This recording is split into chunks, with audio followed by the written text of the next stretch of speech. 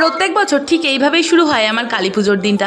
Hello everyone, আমি মৌসুমি আর আমার একটি নতুন মিনি ভ্লগে তোমাদের ওয়েলকাম। তো সকাল সকাল চলে গিয়েছিলাম বড় মার কাছে, আর এখানে মায়ের জন্য কিছু ফলও নিয়ে নিলাম। তো মন্দিরে যাওয়ার পথে কিন্তু দেখে নিলাম বড় মার হাজার হাজার ভক্তরা বড় মার নামে জয়ধ্বনি দিচ্ছে আর দণ্ডি কাটছে, যেটা দেখতে তো ভীষণই ভালো লাগছে। আর জানো তো, এটা আমি খুব মানি যে বড় মার কাছে তুমি যদি ভক্তি ভরে কোনো কিছু চেয়ে থাকো তাহলে বড় মা সেটা দিতে বাধ্য।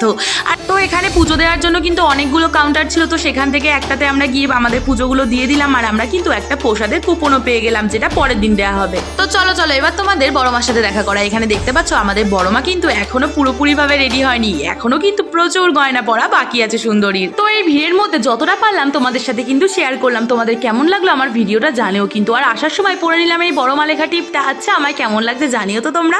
আর জানো তো, এই দাদা ভাই এসেছে শ্যামনগর থেকে ডন্ডি কাটতে কাটতে বড় মার কাছে। আচ্ছা, বড় মার আশীর্বাদ না থাকলে এটা কি কোনোদিনও সম্ভব বলো তো তোমরা?